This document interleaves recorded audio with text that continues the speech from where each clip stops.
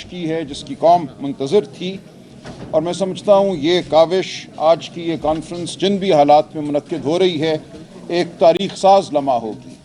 हम तारीख़ के एक बहुत ही मुतहर्रिक लम्हे पे खड़े हैं। देखिए, माजी में हम सब से गलतियाँ हुई हैं, माजी में बहुत कुछ है, लेकिन माजी का शिकार अब हमने नहीं होना। इस वक्त हमें समझ लेना चाहिए कि पाकिस्तानी कौम जाग चुकी है। हमने सिंध का दौरा किया है, हम बलूचिस्तान के हालात से बाखबर हैं, खैबर पख्तूनख्वा में क्या हो रहा है हम जानते हैं, और पंजाब में क्या हुआ, क्या फस्तायत है, क्या बर्बरियत है हम जानते हैं। इस तमाम अमल ने पूरी कौम को आज मुत्तहिद कर दिया है। आज ये सिर्फ सियासत का मामला नहीं रहा, ये शराफत का मामला बन चुका है। जिस तरह घरों को, चादरों को, चार दीवारियों को पामाल किया गया है, पूरी कौम आज मुत्तहिद है कि ऐसा हमें मंजूर नहीं है। आज हम सिर्फ एक दूसरे से कलाम नहीं कर रहे, आज हमारी गुफ्तगू पूरी कौम सुन रही है, पूरी कौम हमारी मुंतज़िर है।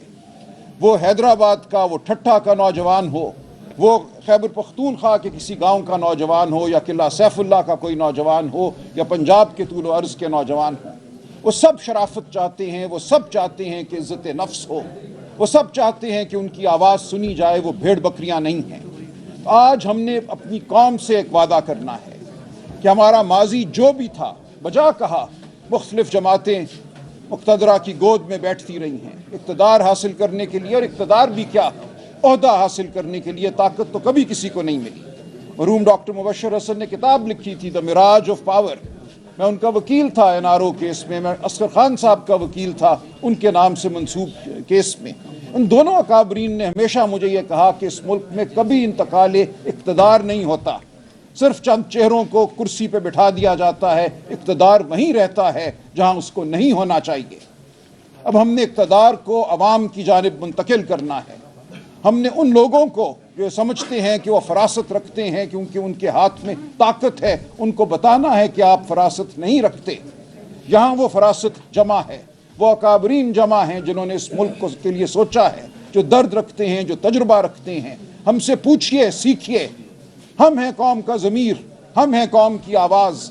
हमने कानून को ज़िंदगियाँ दी हैं, हमने जमहूरी अमल को ज़िंदगियाँ दी हैं, हमने शराफत को ज़िंदगियाँ दी हैं। हम आपके दुश्मन नहीं हैं, आप हमारे दुश्मन क्यों हैं आज? क्यों आप चाहते हैं कि इस मुल्क में हक की बात ना की जाए? क्यों आप चाहते हैं कि इस मुल्क में सच ना हो? क्यों आप चाहते हैं कि झूठ की बुनियाद पर, दगे की बुनियाद पर, अगवाकारी की बुनियाद पर एक निज़ाम कायम किया जाए? जिस तरह 8 फरवरी 2024 को आपने अवाम की आवाज़ पर डाका डाला, वो डाका भूला नहीं जाएगा। अवाम उसको फरामोश नहीं करेगी। आप हुकूमत नहीं कर सकते, रावी चैन है नहीं लिखेगा। आज सिंध सरापा एहतजाज है। जिस तरह आपने ये नहरों के मंसूबे बनाए, आपने ये सोचा कि सिंध में बसने वाले इंसान ज़मीन पर बोझ हैं, इनसे बात करना भी ज़रूरी नहीं है, इनके मुस्तकबिल का फ़ैसला हम इस्लामाबाद में या रावलपिंडी में बैठ कर सकते हैं। ये तोहमत है पाकिस्तानी कौम के लिए। हम सब इस वतन के खैरख्वाह हैं, मुहिब्बे वतन हैं। सिंध की तकदीर पाकिस्तान की तकदीर है, सिंध कोई हमसे अलहदा नहीं है, खैबर पख्तूनख्वा हमसे अलहदा नहीं है। हम गए हैं सिंध, वहाँ हमने तूल अर्ज़ से आए लोगों से बात की है, हम खुद भी गए हैं। आज एक ही सवाल है सिंध में कि ऐसा क्यों हमारे साथ कर रहे हो? आपने एक गैर मुंतखब हुकूमत को सिंध में भी मुसल्लत किया, आपने गैर मुंतखब हुकूमत को पंजाब में मुसल्लत किया, विफाक पे मुसल्लत किया, और उसके नतीजे में आप कहते हैं कि अब हम सुर्ख व सफ़ेद के मालिक हैं, हम फैसला करेंगे कि कहाँ रेगिस्तान होगा, कहाँ फसलें उगेंगी, पानी कहाँ से मोड़ा जाएगा, पानी किसको दिया जाएगा। आप नहीं हैं ये फैसले करने के कादिर। ये फैसले पाकिस्तान की आवाम ने करने हैं। ये फैसलों के लिए आपको आना पड़ेगा हमारे पास, वरना ये फैसले कुछ भी नहीं होंगे, ये हवा में तहलील हो जाएंगे। मैं आज ये अर्ज़ करना चाहता हूँ तमाम यहाँ आए हुए अकाबरीन से कि ये मौका एक तारीख़ी अहमियत का मौका है। पाकिस्तान की आवाम जमहूरी अमल के साथ आज जुड़ी हुई है। PTI की शक्ल में एक बहुत बड़ी सियासी ताकत इस मुल्क में नमूदार हुई है। आप सब जो यहाँ जमा हैं अपना एक वजूद रखते हैं, अपनी एक तारीख रखते हैं। अगर आज हम सब इकट्ठे हो जाएं, आज हम सब अगर मिलकर आवाज़ उठाएं तो हमारे सामने कोई नहीं ठहर सकता, मैं आपको यकीन दिलाता हूँ। ये हमारा बाहमी निफाक है जिसकी वजह से इस मुल्क में غیر جمہوری قوتوں کو بالادستی حاصل رہی ہے۔ اب کوئی گنجائش نہیں ہے نفاق کی۔ ہمارے نظریات میں تفاوت ہو سکتا ہے، مسلک کا تفاوت ہو سکتا ہے، نقطہ نظر کا تفاوت ہو سکتا ہے، لیکن وہ چیزیں جن پر ہم متفق ہیں ان کے حوالے سے ہمیں اب آگے بڑھنا ہے۔ ہمارے پاس اس کے علاوہ کوئی آپشن نہیں ہے۔ یہ قوم ہمیں معاف نہیں کرے گی اگر ہم شرافت کے نقطے پر متحد نہیں ہوتے۔ ہم آئین کے میں دیے گئے جو حقوق ہیں، جو آواز بلند کرنے کا حق ہے، جو اکٹھے مل بیٹھنے کا حق ہے، جو اکٹھے چلنے کا حق ہے، جو ووٹ کے ذریعے حکومت بنانے کا حق ہے، ان تمام حقوق پر ہمیں متفق ہونا ہوگا۔ ہمیں آنکھوں میں آنکھیں ڈال کر بات کرنی ہوگی۔ کل رات کسی ٹی وی پروگرام میں مجھے مدعو کیا گیا، بڑے جلیل القدر اینکر صاحب نے کہا، دیکھیں آپ نے تو مہرنگ کو آواز دے دی، آپ نے تو منظور پشتین کو آواز دے دی، یہ تو کبھی انہیں قبول نہیں ہوگا، آپ نے یہ کیا کر دیا، اب تو آپ کی سیاست کو ختم کر دیا جائے گا۔ میں نے ان سے کہا یہ آپ کیا بات کرتے ہیں؟ ہم کسی کی خوشنودی کی سیاست نہیں کر رہے۔ پاکستان کی عوام کی اب ہمیں آواز بننا ہے۔ اگر مہرنگ آواز ہے بلوچستان کی، اگر منظور پشتین خیبر پختونخوا کے عوام کے بڑے حصے کی آواز ہے تو اس آواز کو ہمیں سننا ہے، اس آواز کو ہمیں قومی دھارے میں لانا ہے، اگر آپ کو کوئی شبہ ہے کہ وہ قومی دھارے میں نہیں ہے۔ ہم وہ سیاست کرنا چاہتے ہیں جو پاکستان کی یگانگت کی سیاست ہے، پاکستان کی سالمیت کی سیاست ہے، لیکن سب سے بڑھ کر شرافت کی سیاست ہے۔ کسی کے پیارے کو گم نہیں ہونا چاہیے، کسی کے پیارے کی مسخ شدہ لاش نہیں ملنی چاہیے۔ ہم بالکل مہرنگ کو بلائیں گے، اسلام آباد بلائیں گے، ہم اس کے پاس بھی جائیں گے اور ہم کہیں گے تم ہماری بہن ہو، ہم تمہارے بھائی ہیں۔ ہم نے اکٹھے مل کر شرافت کا بول بالا کرنا ہے، ہم نے تمہارے ساتھ آنسو بہانے ہیں، آؤ ہم ساتھ مل کر بیٹھیں اور آئندہ ایسا نہ ہونے دیں۔ اس ملک میں، اس دھرتی میں ہم یگانگت پیدا کریں، بھائی چارہ پیدا کریں، پیار پیدا کریں۔ بلوچستان کے معدنی ذخائر اگر لوٹے گئے ہیں تو اعتراف کریں کہ لوٹے گئے ہیں، اور بالکل لوٹے گئے ہیں۔ 70 سال گیس نہیں ملی بلوچستان کو۔ آج جو معدنی ذخائر ہیں ان کے حوالے سے جو معاہدے ہو رہے ہیں، وہ کون سی اسمبلیوں سے ان کی توثیق کرائی جا رہی ہے؟ اسمبلی کے اوپر بندوق رکھ کر بند کمروں میں توثیق کرائی گئی ہے، یہ ہم سب جانتے ہیں۔ ہم جانتے ہیں کہ آج گوادر کے ساتھ کیا ہو رہا ہے، وہاں کیا بے چینی ہے۔ یہ بے چینی پورے ملک میں پھیلی ہوئی ہے۔ میں اپنے صحافی بھائیوں سے کہتا ہوں، اس سے پہلے کہ آپ کی آواز بالکل دبا دی جائے، آپ کا گلا گھونٹ دیا جائے، سچ کا ساتھ دو، آواز بنو سچ کی۔ میں اپنے وکیل بھائیوں سے کہتا ہوں، ہمارے ساتھ کھڑے ہو، جبر کی آنکھوں میں آنکھیں ڈالو۔ وہ عدالتیں جو ہم پر بند کر دی گئی ہیں ایک ہیولہ ہے، ہم اس ہیولے کے سامنے روز پیش ہوتے ہیں، وہاں ہمیں پتھرائی ہوئی نگاہیں نظر آتی ہیں، شرمندہ چہرے نظر آتے ہیں، لیکن ہم پھر بھی قانون کی بات کرتے ہیں، ہم آئین کی بات کرتے ہیں، ہم شرافت کی بات کرتے ہیں، بنیادی حقوق کی بات کرتے ہیں۔ یہ بات ہم کرتے رہیں گے، یہ بات سنی جائے گی، یہ بات بالآخر بالادست ہوگی، یہ بات معتبر بات ہے، یہ ہمارے دین کی بات ہے، ہمارے تمدن کی بات ہے۔ اس بات کے اوپر ہی ہم قائم ہیں۔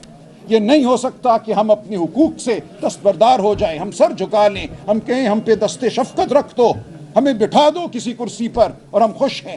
اب ہمیں اس عمل کو، اس روش کو رد کرنا ہوگا۔ ہمیں کہنا ہوگا کہ ہم اس زمین سے اگے ہوئے بوٹے ہیں، ہم نے واپس اس زمین میں جانا ہے، ہماری وفاداری اس زمین کے ساتھ اور اس زمین سے اگے ہوئے انسانوں کے ساتھ ہے۔ ہماری وفاداری کسی وردی کے ساتھ نہیں ہے، ہماری وفاداری پاکستان کے ساتھ ہے، اور جو پاکستان کے آئین کا وفادار ہے، ہماری وفاداری اس کے ساتھ ہے۔ ہم نے آئین کی حدود میں ہر ایک سے کام لینا ہے، ہم ہر ایک سے کام کروانا ہے، اور اس کام کا مقصد صرف اور صرف پاکستان کی فلاح، پاکستان کے عوام کی فلاح ہے۔ تو یہ میری آپ سب اکابرین سے گزارش ہے۔ بہت سے نئے لوگ اب سیاسی عمل میں شامل ہوئے ہیں میرے جیسے۔ میں آپ سے وعدہ کرتا ہوں کہ ہم سیاسی عمل میں اس لیے نہیں آئے کہ ہمیں کوئی کرسی سامنے نظر آ رہی ہے۔ میرے اوپر 18 مقدمے ہیں آج۔ ہم سیاسی عمل میں اس لیے آئے ہیں کہ یہ ہمارے ضمیر کی آواز ہے۔ میرے جیسے لاکھوں لوگ آج اس وقت موجود ہیں پاکستان میں، جو روایتی سیاست کا حصہ نہیں بننا چاہتے، جو ضمیر کی سیاست کرنا چاہتے ہیں، جو شرافت کی سیاست کرنا چاہتے ہیں، جو وہ سیاست کرنا چاہتے ہیں جس کے علمبردار آپ رہے ہیں، حقوق کی سیاست، جمہوریت کی سیاست، بھائی چارے کی سیاست۔ تو آپ رہنمائی کیجئے، ہم آپ کے ساتھ ہیں، ہم آپ کے دستے ہیں۔ پی ٹی آئی کی شکل میں عمران خان نے ایک بہت عظیم الشان قوت اس قوم کو عطا کی ہے۔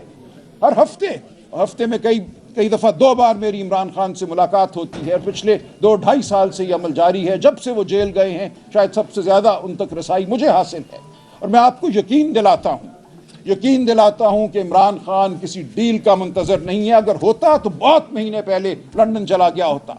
बार बार ये बात हुई है इमरान खान से। इमरान खान ने हर बार मुझे ये कहा है कि देखो, जो लोग लंदन गए या सऊदी अरब चले गए और फिर इजाज़त लेकर वापस आए, उनको तो शायद कुर्सी मिल गई, लेकिन पाकिस्तान में क्या जमहूरी अमल आगे बढ़ा? नहीं बढ़ा। हर बार उस डील ने, लोग कहते हैं देखो वो कितनी फरासत की सियासत करते हैं, कितने भारी हैं वो तुम सब पर। हर बार वो बंद गली में एक पतला दरवाज़ा, एक चोर दरवाज़ा खोल कर बाहर निकल जाते हैं। अब चोर दरवाज़ों से हमें बाहर नहीं निकलना, हमें आना है जमहूरियत के रास्ते पर चलकर। हमने इस मुल्क में जमहूरियत की जड़ों को अब मजबूत करना है। हमने डील कर कर इक़्तिदार हासिल नहीं करना। इमरान खान इस बारे में बिल्कुल वाज़ेह है, इसीलिए वो जेल में है। 20-22 माह उसको हो गए हैं। तो आप यकीन कीजिए और हम खड़े होंगे गारंटर के तौर पे। मैं इमरान खान से पूछूंगा अगर कल कोई बात बदली इससे। आज जो इमरान खान मुझे कह रहा है मैं उस पर यकीन करता हूँ। तो मेरी आप सब दोस्तों से, सब अकाबरीन से ये गुजारिश है, अपने सहाफ़ी भाइयों से, बहनों से गुजारिश है, मुल्क के हर बच्चे से, नौजवान से, जवान से, बूढ़े से ये गुजारिश है कि आओ हम सब बाहर निकलें। जिंदा कौमें बाहर निकलती हैं। जब लंदन में 10 लाख लोग इराक के हवाले से सड़क पे आते हैं तो हम तालियां बजाते हैं, खुशी का इजहार करते हैं, क्योंकि वो जिंदा कौम है। ज़मीर की आवाज़ पे वो उठते हैं। वो बंद कमरों में दबक कर नहीं बैठ जाते। ज़िंदगी को टीवी पर नहीं देखते। ज़िंदगी को आपने सड़कों पे देखना है। ज़िंदगी को आपने जेल की सलाखों के पीछे से देखना है। तब आपको आज़ादी मिलेगी, तब आपके हुकूक को माना जाएगा। तो मेरी आप सबसे गुजारिश है और सबसे मैं वादा करता हूं कि मुझ जैसे लाखों लोग इस मुल्क में तैयार हैं इस अमल का हिस्सा बनने के लिए। आप कदम बढ़ाइए, हम सब मुत्तहिद हैं। बहुत शुक्रिया।